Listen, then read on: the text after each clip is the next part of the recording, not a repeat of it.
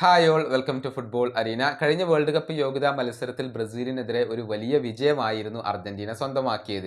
1-4 ഗോളുകൾക്കാണ് അർജന്റീന സ്വന്തം മൈതാനത്ത് വെച്ചുകൊണ്ട് ബ്രസീലിനെ തകർത്തത്.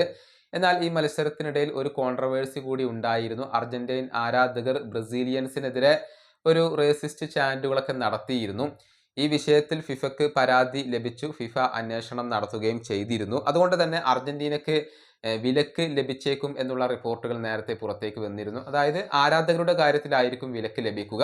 അർജന്റീനയും കൊളംബിയയും തമ്മിൽ ജൂൺ 8-ാം തീയതി ഒരു മത്സരം നടക്കുന്നുണ്ട്. അത് അർജന്റീനയുടെ സ്റ്റേഡിയമായ മോണുമെന്റൽ സ്റ്റേഡിയത്തിൽ വെച്ചുകൊണ്ടാണ് നടക്കുക. ആ മത്സരത്തിൽ ഭാഗികമായിക്കൊണ്ട് ആരാധകർക്ക് പ്രവേശനം ഉണ്ടാവില്ല.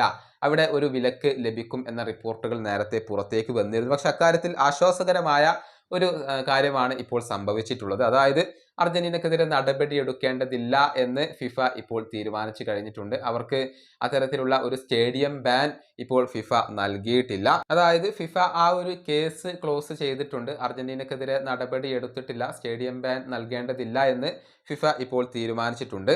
അതുകൊണ്ട് തന്നെ അടുത്ത മത്സരത്തിൽ അഥവാ കൊളംബിയക്കെതിരെയുള്ള മത്സരത്തിൽ സ്റ്റേഡിയം മുഴുവനായിരിക്കും, ഫുള്ളായിരിക്കും. കാരണം ആരാധകർക്ക് എല്ലാവർക്കും അവിടെ പ്രവേശിക്കാം എന്നുള്ളതാണ്.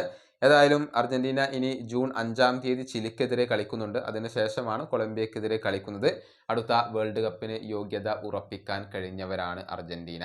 ഈ വീഡിയോ അവസാനിപ്പിക്കുന്നു. അടുത്തൊരു വീണ്ടും കാണാം.